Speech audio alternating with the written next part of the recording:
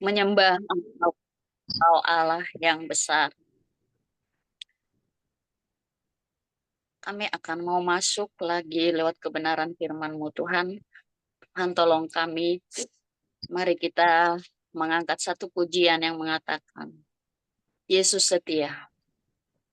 Meskipun Tuhan tak menolongku, meskipun duri dalam dagingku, ku tetap memilih untuk percaya dan mengucap syukur.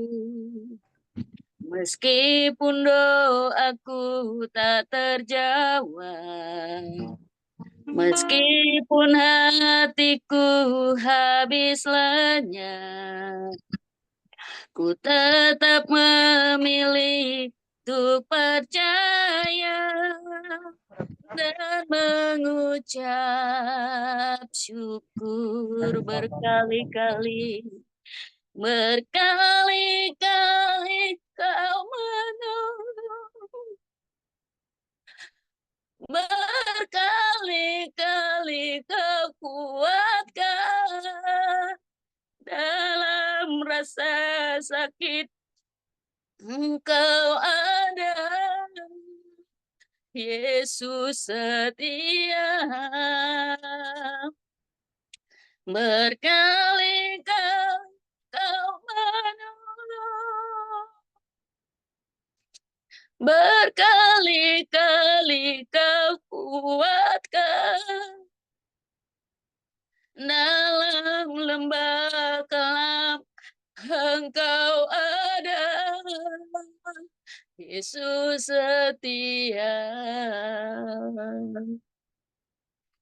Meskipun Tuhan tak menolongku, meskipun duri dalam dagingku, ku tetap memilih untuk percaya dan mengucap syukur. Meskipun doaku tak terjawab, meskipun hatiku habis lenyap, ku tetap memilih untuk percaya dan mengucap syukur. Berkali-kali kau menolong, berkali-kali kau kuatkan dalam rasa sakit. Engkau ada, Yesus setia. Berkali-kali kau menolong, berkali-kali kau kuatkan dalam lembah kelam. Engkau ada, Yesus setia. Berkali-kali kau menolong, berkali-kali kau kuatkan dalam rasa sakit. Engkau ada, Yesus setia. Berkali-kali kau menolong, berkali-kali kau kuatkan dalam lembah kelam. Engkau ada, Yesus setia.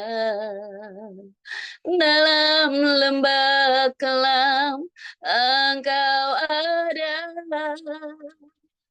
Yesus setia. Dalam kehidupan kami Tuhan, ada banyak hal yang terkadang Tuhan tidak menjawab doa kami. Tuhan tidak mendengar seruan kami Tuhan. Tetapi Engkau lebih tahu apa yang kami rindukan. Engkau lebih tahu apa yang kami inginkan. Lebih dari yang kami tahu Tuhan. Terima kasih buat setiap kekuatan yang Engkau beri bagi setiap pribadi lepas pribadi Tuhan.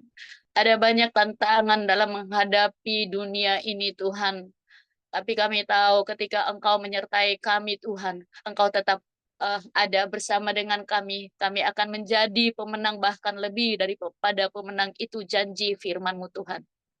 Terima kasih Tuhan buat hari-hari ini ketika kami dalam situasi apapun yang kami alami, kami tetap fokus kepada Engkau, kami tetap mempercayakan hidup kami kepadamu, kami tetap mau bersinergi dengan Engkau, apapun yang Engkau izinkan terjadi, apapun yang Engkau mau dalam setiap kehidupan kami mau mengerjakan dengan segenap hati, jiwa, dan kekuatan kami Tuhan.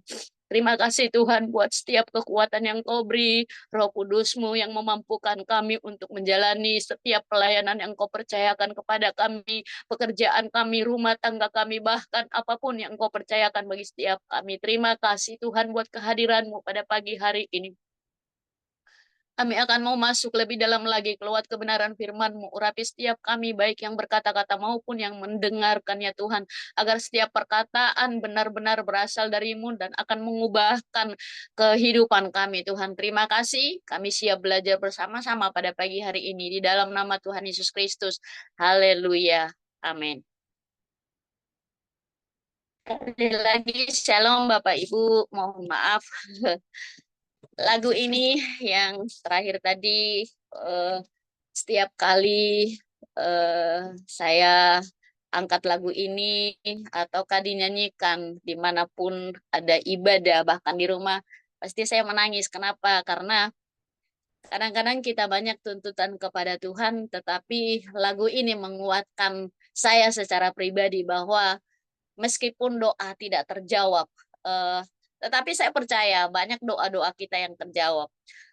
Tetapi kita tetap mempercayakan hidup kita kepada Tuhan.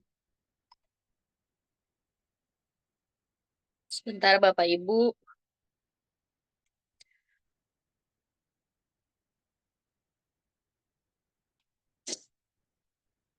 Oke, terima kasih buat pengurus yang masih mempercayakan terus bagi saya untuk berbagi kebenaran firman Tuhan lewat tema kita pada bulan ini, yaitu Kristologi. Terlebih saya berterima kasih kepada Tuhan yang masih melayakkan saya untuk melayaninya, karena hari-hari ini Bapak Ibu ketika kita merenungi, saya nggak tahu ya, secara pribadi saya selalu setiap hari datang kepada Tuhan. Tuhan, eh, saya mau menyenangkan hatimu dalam kondisi apapun dalam hidup saya. Bukan karena saya pasien kanker Bapak Ibu, bukan. Tapi saya menyadari bahwa hidup kita harus mengerjakan apa yang Tuhan mau. Kalau kita Kristen melayani Tuhan, terus bersikap baik, melakukan hal-hal yang baik, tidaklah cukup. Tetapi kekristenan kita itu yang kita tahu bahwa harus menjadi gaya hidup. Apa yang Tuhan mau, kadang-kadang duri dalam daging kita belum tercabut, bahkan mungkin tidak tercabut, ada duri yang masuk lagi, itu sakit Bapak Ibu. Tapi yang Tuhan mau adalah, maukah kita mengerjakan apa yang Tuhan mau? Karena dunia sekarang berlomba-lomba orang membuat, tidak salah, gereja besar, pelayanan besar, membuat acara ini, acara itu. Tetapi itu hanya seremonial Bapak Ibu. Minta maaf, karena ini yang saya dapat dari Tuhan. Jadi yang Tuhan mau adalah hati kita mau diubahkan supaya kita menjadi pelayan Tuhan yang berkenan di hadapan Tuhan. Nah, itu hari-hari ini kami keluarga eh, memotivasi diri kami bahwa bukan apa yang kelihatan, mungkin pelayanan kami kecil, mungkin kami tidak punya banyak uang, mungkin juga kami tidak punya jabatan yang mentereng, tetapi kami tahu bahwa ketika kami mengerjakan apa yang Tuhan mau dengan tertati-tati, dengan segala keterbatasan kami, Tuhan akan menyertai. Itu yang sebetulnya yang Tuhan mau ajarkan kepada kita. Nah, kita kembali kepada topik Kristologi. Nah, sudah bahkan tahun lalu ya, kalau tidak salah, sepertinya tahun lalu juga sudah dibahas akan hal ini. Tetapi kenapa kita ulang supaya kita benar-benar memahami? Kenapa? Karena ada banyak pengajaran di luar sana yang kadang-kadang eh, comot sana, comot sini, akhirnya kita bisa terpengaruh ke ilmu cocologi. Nah, jadi tujuan penulisan ini adalah untuk memperkenalkan Yesus sebagai firman Allah dan untuk memperkuat keyakinan bahwa Yesus adalah Kristus. Itu dulu. Kalau kita sudah kuat bahwa tidak ada satupun eh, dalam dunia ini Tuhan-Tuhan yang lain. Ada Yesus yang lain juga. Yesus yang lain itu nanti saya bahas di topik yang lain kalau ada kesempatan. Karena terima kasih. Saya diingatkan Tuhan pada pagi hari ini berterima kasih kepada seluruh pengurus bahkan seluruh anggota Kingdom Family. Eh, saya minggu ini terakhir kuliah dan pada tanggal 18 berangkat ke Bali, tanggal 19 akan diwisuda dan saya bersyukur kepada Tuhan bukan karena kekuatan saya karena tidak gampang Bapak Ibu ketika masuk link di jam-jam Indonesia Timur itu setengah 10 baru kuliah sampai jam 11 kadang-kadang sampai setengah 12 malam kalau ada kendala di soal absen itu bisa lewat. Saya semakin menyadari bahwa penyertaan Tuhan itu ada bagi saya, ada bagi Bapak Ibu. Terlebih ketika saya bisa menyelesaikan, hampir saya menyerah di semester 5 Bapak Ibu, tapi saya bersyukur Tuhan itu baik, memampukan saya terus dan doa-doa Bapak Ibu sehingga saya bisa menyelesaikan. Tidak gampang Bapak Ibu, ada banyak di luaran sana, saya keluar konteks sedikit, yang bisa membeli ijazah, yang bisa sampai dokter bisa dibeli, tapi itu bukan anak Tuhan, itu bukan pengikut Kristus. Kalau kita mau diisi oleh kebenaran firman lewat ilmu, lewat teologi yang kita dapatkan, kita belajar mulai dari setiap aturan-aturan yang ada. Nah, itu pasti Pak Raffles lebih jagonya ini sama Om Robert dan ada beberapa hamba Tuhan yang jago di bagian ini. Nah, jadi eh, yang menulis surat ini adalah Yohanes sendiri dan tujuannya ya untuk apa ditulis eh, ayat ini di Yohanes 11 ayat 1 sampai 16 yang saya mau paparkan sebentar, yaitu bagaimana pembukaan yang penting yang menguraikan keilahian Yesus Kristus yang disebut sebagai Sang Firman. Ya, kita langsung membaca firman pada pagi hari ini yang terambil dalam Yohanes 1 ayat 1 sampai 14. Yohanes 1 ayat 1 sampai dengan ayatnya yang ke-14. Firman Tuhan berbunyi demikian. Pada mulanya adalah firman. Firman itu bersama-sama dengan Allah dan firman itu adalah Allah. Ia pada mulanya bersama-sama dengan Allah. Segala sesuatu dijadikan oleh Dia dan tanpa Dia tidak ada satupun yang telah jadi dari segala yang telah dijadikan. Dalam Dia ada hidup dan hidup itu adalah terang manusia. Terang itu bercahaya di dalam kegelapan dan kegelapan itu tidak menguasainya. Datanglah seorang yang diutus Allah namanya Yohanes. Ia datang sebagai saksi untuk memberikan kesaksian tentang terang itu supaya oleh Dia semua orang datang menjadi percaya. Ia bukan terang itu, tetapi ia harus memberi kesaksian tentang terang. Terang itu, terang yang sesungguhnya, yang menerangi setiap orang yang senang datang ke dunia. Ia telah ada di dalam dunia dan dunia dijadikan olehnya. Tetapi dunia tidak mengenalnya. Ia datang kepada milik kepunyaannya. Tetapi orang-orang kepunyaannya itu tidak menerimanya. Tetapi semua orang yang menerimanya diberinya kuasa supaya menjadi anak-anak Allah, yaitu mereka yang percaya dalam namanya, orang-orang yang diperanakan bukan dari darah atau dari daging, bukan pula secara jasmani oleh keinginan seorang laki-laki, melainkan dari Allah. Firman itu telah menjadi manusia dan diam di antara kita, dan kita telah melihat kemuliaannya, yaitu kemuliaan yang diberikan kepadanya sebagai anak tunggal Bapa, penuh kasih, karunia, dan kebenarannya. Amin.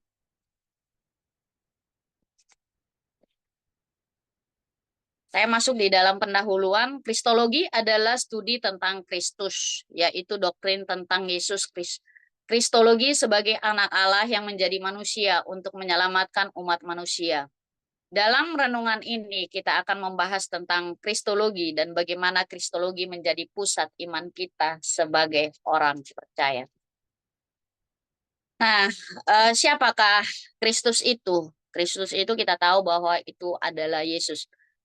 Eh, Kristus sebagai firman Allah di dalam Yohanes 1 ayat 1 sampai 14, Yesus Kristus adalah firman Allah yang menjadi manusia. Nah, itu kita tidak perlu pertanyakan lagi Bapak Ibu. Jadi harus kita belajar sendiri lewat kebenaran firman Tuhan, lewat Alkitab. Nah, masihkah kita membaca Alkitab setiap hari?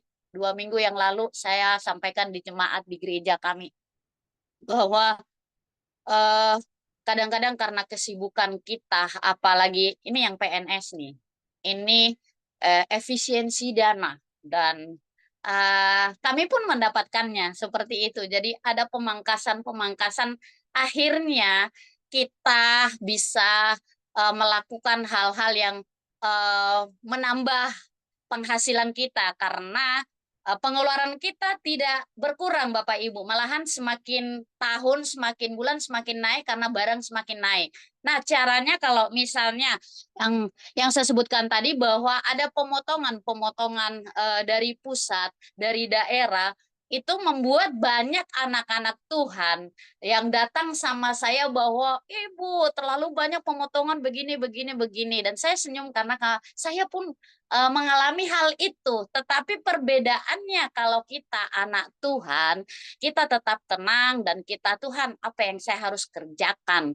Nah, jadi ada banyak kita yang sudah mulai, mudah-mudahan dalam Zoom ini tidak ada, mencari tambahan keuangan kita di luar, entah itu kita berbisnis, entah itu apapun yang kita lakukan, akhirnya kita melupakan tanggung jawab kita, akhirnya kita melupakan pelayanan kita. Pelayanan kita mungkin masih mengerjakan Bapak Ibu, tetapi kita kerjakan hanya sebagai rutinitas kita. Sudah tidak kayak dulu datang mempersiapkan diri ketika worship leader, ketika singer, kadang-kadang saya kadang-kadang miris dengar kalau dibilang, lagu ini saya sudah tahu kok, lagu ini begini-begini. Saya hanya hela nafas panjang bahwa bukan tentang kita tahu, tentang bagaimana kita melayani Tuhan dengan persiapan-persiapan kita, dengan datang merendahkan diri dia. Karena sebenarnya kita tidak layak Tuhan, hanya karena uh, anugerah Tuhan, kasih karunia Tuhan, akhirnya kita dilayakkan. Apa sih yang kita perlu banggakan Bapak Ibu? Jadi hari-hari ini kalau kita melihat ada banyak peristiwa-peristiwa yang terjadi, tetapi Tuhan mau kita datang sebagai terang. Nah, jadi eh, kita terus mempercayakan hidup kita, baik itu di komunitas kita, di tempat kerja kita. Ini yang Tuhan mau.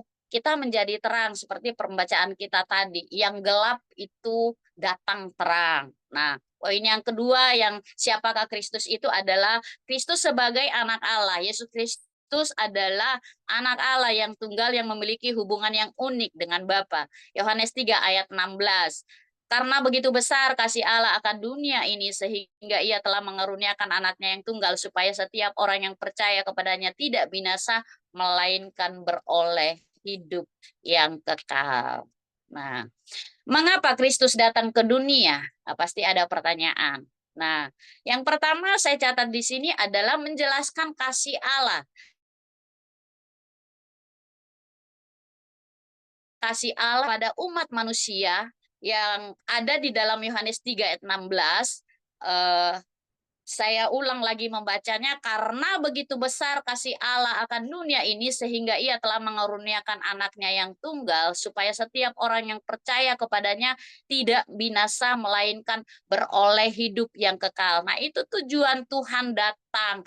Jadi kalau kita berpikir seperti ini, eh, dunia ini tidaklah sedang baik-baik saja. Tetapi ketika kita mengingat bahwa biasanya kan kita penderitaan kita, keegoisan kita, akunya yang muncul, misalnya disolimi, misalnya difitnah. Nah, itu kita tinggal pada masalah itu. Padahal Tuhan saja loh Bapak Ibu. Yesus Kristus saja Bapak Ibu datang ke dunia dan dia rela mati untuk menebus dosa-dosa kita. Bahkan Tuhan kan tidak berdosa, kita tahu Bapak Ibu. Yesus itu tidak berdosa sampai bisa disalib sedemikian rupa. Tetapi kadang-kadang kita lupa. Kita seringkali menyalibkan Tuhan Yesus yang kedua kalinya.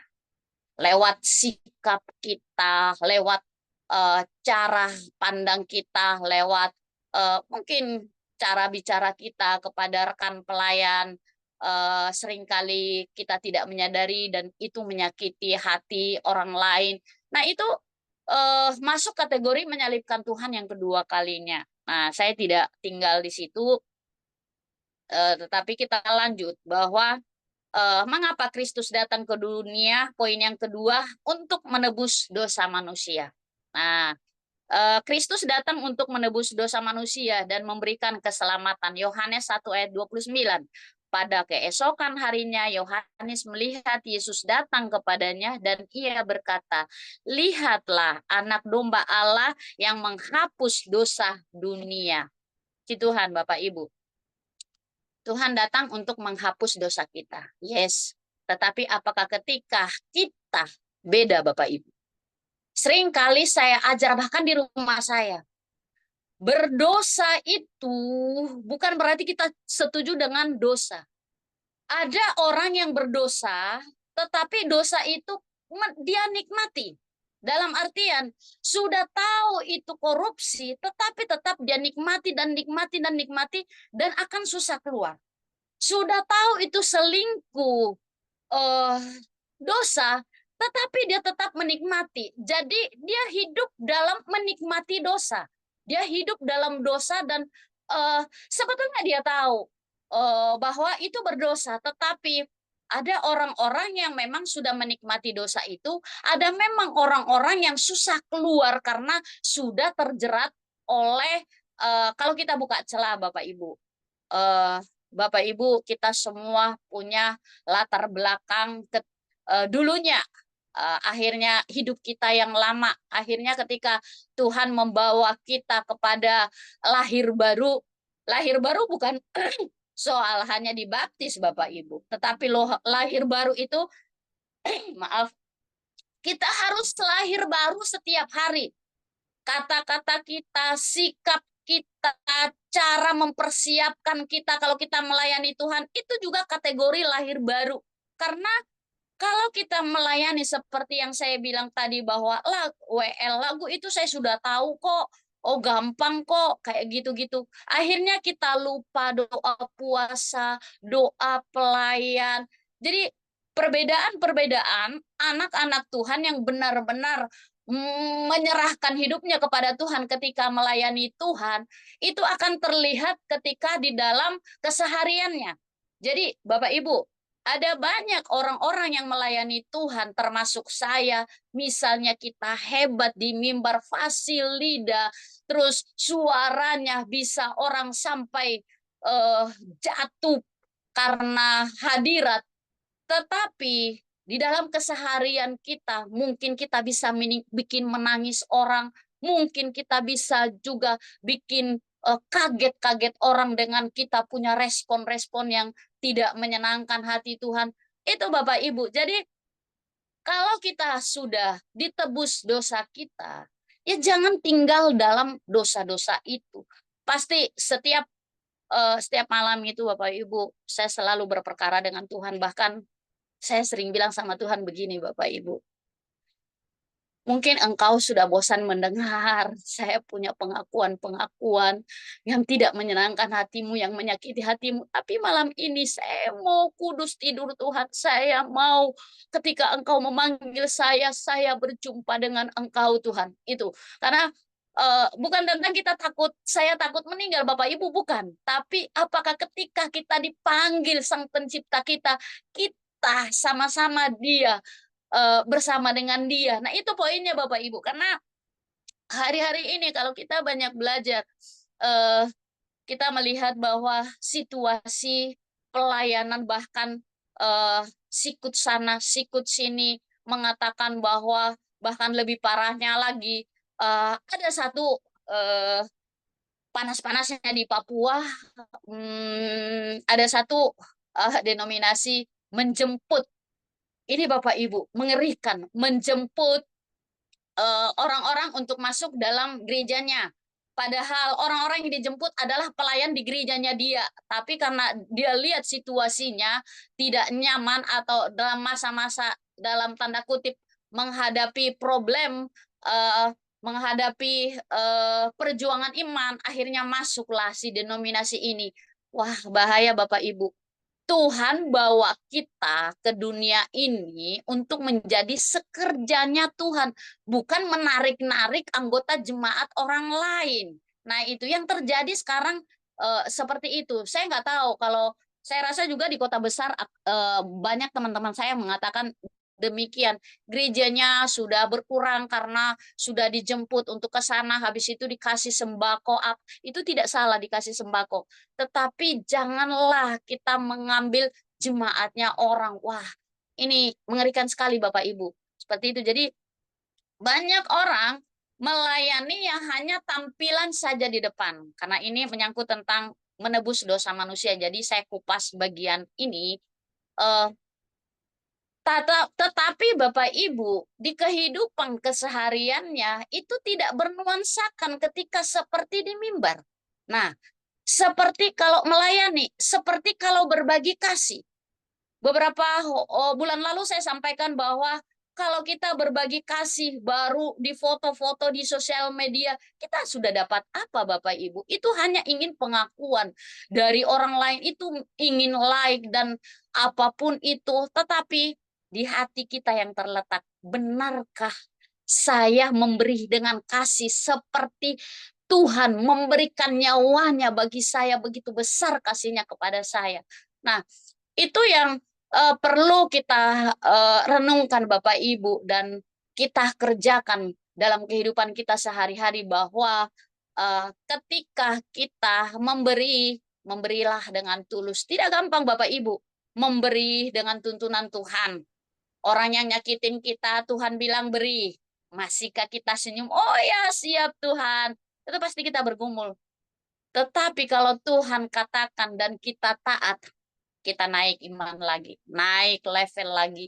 Jadi ada tipe-tipe pelayan yang dalam kategori hanya melayani, pada saat melayani kesehariannya hidup lagi di dosa. Dosa bukan hanya berbicara, karena dosa kemelesetan juga ada, kebiasaan-kebiasaan buruk kita. Misalnya sudah tahu kita darah tinggi, masih makan daging-daging yang ukurannya banyak, yang porsinya banyak. Nah, boleh, kata dokter, boleh makan daging, tapi sedikit kalau sudah pasien-pasien begitu. Sudah tahu sakit gula, masih minum es krim, masih makan es krim, masih minum es buah yang notabene-nya ada sirupnya, ada susu kental manisnya. Jadi itu kan hal-hal itu kadang-kadang kita anggap biasa, padahal tidak menjadi berkat. Kenapa? Karena kita kalau mau jadi berkat ada banyak hal, mulai dari segi kesehatan, bukan hanya kerohanian saja dilihat, mulai dari cara berbusana kita, bukan karena mahalnya Bapak Ibu, tetapi karena sopan rapi, kayak gitu. Kadang-kadang tuh saya melihat anak-anak muda gemes kalau lihat roknya di atas lutut rata, serasanya saya mau cubit Bapak Ibu, tapi kan tidak mungkin karena bukan anak saya. Nah ini kita ini sensitif di gereja, kita mau tegur dia lari, kita tidak tegur juga. Ini tuntutan dari Tuhan bahwa menyampaikan kebenaran itu sekalipun orang sakit, tetapi sampaikanlah itu. Nah itu kita masih pergumulan Bapak Ibu. Nah jadi mari ketika Tuhan menebus dosa kita tinggalkan dosa-dosa. Saya ada satu hal yang saya bergumul di bagian-bagian ini karena setiap kali saya lepas buka celah, saya teledor bagian ini, itu pasti buka celah dan itu beruntun eh, hal-hal yang negatif masuk di saya, bukan di saya saja, tetapi keluarga saya dampaknya. Jadi saya berjuang. Ada satu titik di mana saya berjuang dari zona itu, zona-zona. Sebetulnya kalau orang melihat bagian ini, Bapak Ibu, itu biasa saja. Tapi bagi saya itu mengganggu dan itu berpengaruh di keluarga saya, itu berpengaruh di komunitas saya. Jadi saya berusaha keluar supaya celah itu tidak ada bagi saya dan tidak ada yang bisa untuk menghakimi, menuntut saya untuk dia pelayan Tuhan tapi dia masih begini ya, dia masih begini ya. Kan kita tidak bisa menutup mulutnya orang untuk bisa menilai kita. Menilai itu baik Bapak Ibu, tetapi jangan menghakimi. Nah, itu jadi eh, kita banyak belajar tentang bagaimana kita bersikap seperti Yesus bersikap. Nah, tujuannya mengapa Kristus datang ke dunia yang menebus dosa kita. Jadi jangan tinggal dalam dosa-dosa kita, menikmati dosa. Kita berdosa, tetapi ketika kita datang mengakui di hadapan Tuhan, jangan ulang-ulang bahkan bertahun-tahun hidup dalam dosa. Saya juga bingung mengkategorikan orang-orang yang menikmati dosa, tetapi kalau hari Minggu angkat-angkat tangan di depan begitu melayani. Wow, bagaimana ya? Tapi akhir-akhir ini yang saya lakukan hanya berdoa. Karena saya bilang tadi bahwa semakin hari semakin sulit, banyak pemotongan-pemotongan, jadi di gereja juga banyak sensitif. Terlambat datang, ya sudah anggap biasa. Bahkan pelayan dibilang, karena kita ini pelayan semua Bapak Ibu, diusahakan datang 15 menit dulu sebelum ibadah dimulai. Pada kenyataannya kan terlambat. Tapi kan di KFI ini sudah tidak ada yang terlambat-terlambat ya Bapak Ibu. Kalau melayani ya tidak ada yang ditelepon-teleponin lagi ya Bapak Ibu. Kalau masih ada bertobat Bapak Ibu. Minta maaf, ini firman Tuhan. Nah, poin yang berikut adalah apa yang kita pelajari dari Kristus. Yang pertama saya catat di sini adalah kasih dan pengampunan. Kristus menunjukkan kasih dan pengampunan Allah kepada umat manusia. Sudah dikupas di awal tadi. Poin yang kedua adalah kerendahan hati dan ketaatan. Kristus menunjukkan kerendahan hati dan ketaatan kepada Bapa. Kerendahan hati tidak serta-merta datang begitu saja. Kerendahan hati itu diuji dan diuji. Ketika kita lulus di orang-orang yang ada di gereja, apakah kita bisa lulus kalau kita mengalami proses-proses dalam keluarga kita? Tidak gampang kalau keluarga kita, apalagi kalau misalnya pimpinan di suatu perusahaan, di suatu kantor baru uh, yang bersalah dan apa namanya harus meminta maaf kepada bawahannya, kepada karyawannya, itu tidak gampang karena biasanya masalah keegoisan, masalah harga diri. Nah, padahal saya sering bilang bahwa harga diri kita itu sudah dibeli dengan darah Tuhan Yesus Kristus. Ya ngapain kita masih memakai, waduh harga diri saya diinjak-injak oleh ibu ini, oleh pak ini. Dia memperlakukan saya tidak senonoh. Yang untuk apa? Nah, kita kategorikan jangan Jangan lihat yang sekarang yang ada di dunia. Memang betul Bapak Ibu, kita masih di dunia. Tetapi Tuhan bilang ampuni. Tuhan bilang yang tidak penting kita tanggalkan. Kita berjalan bersama dengan Tuhan melalui kerendahan hati. Kerendahan hati itu ketika datang baru tidak disapa. Ada banyak orang yang tersinggung kalau misalnya datang tidak disapa terus tidak ditaruh di tempat yang semestinya. Nah, itu kategori dalam bermasyarakat, tetapi kategori anak Tuhan itu tidak penting yang begitu-begitu. Jadi merendahkan diri juga itu ketika kita mengakui kesalahan kita. Bahkan saya melihat orang-orang yang sering mengakui kesalahannya di depan umum, Tuhan pakai lebih luar biasa. Nah, itu jadi kerendahan hati itu dan ketaatan kepada Bapa, mari kita kerjakan dalam kehidupan kita, Bapak Ibu. Nah, poin-poin penting yang saya catat semua penting, tetapi ada beberapa hal yang poinnya penting saya catat di renungan pada pagi hari ini. Yang pertama, Kristus sebagai Allah. Kristus adalah firman Allah yang memiliki sifat ilahi. Yang kedua, Kristus sebagai manusia, Kristus menjadi manusia untuk menyelamatkan umat manusia. Yang ketiga, Kristus sebagai juru selamat adalah Kristus juru selamat dunia yang datang untuk menebus dosa manusia. Nah, kesimpulannya, Kristologi adalah doktrin yang sangat penting dalam iman kita sebagai orang percaya. Kristus adalah pusat iman kita, dan melalui Kristus kita dapat mengenal kasih dan pengampunan Allah. Mari kita terus bersyukur dan memuji Tuhan atas kasih dan pengorbanan Kristus bagi kita semua. Amin. Mari kita berdoa. Bersyukur pada pagi hari ini kalau kami masih diperkenankan Tuhan untuk diajar oleh kebenaran firman-Mu. Kami terus mau dibaharui oleh kebenaran firman-Mu. Bagaimana Kristus datang untuk menebus dosa kami. Kristus datang sebagai penyelamat umat manusia. Dan kami akan menyelamatkan orang-orang yang ada di sekeliling kami. Kami akan mengajari bagaimana mereka hidup agar mereka tidak terjerumus dalam dosa yang lebih dalam lagi. Terima kasih kebenaran-Mu sampai di sini, tetapi Engkau terus bermanifestasi dalam kehidupan kami. Terima kasih, hamba-Mu mohon ampun di hadapan-Mu ketika ada perkataan yang menyakiti hati-Mu Tuhan. Terima kasih Bapa yang baik, kami bersyukur kepada Engkau. Segala puji, hormat, kemuliaan kami kembalikan kepada Raja di atas segala Raja. Di dalam nama Tuhan Yesus Kristus, haleluya. Amin. Saya kembalikan kepada hambanya.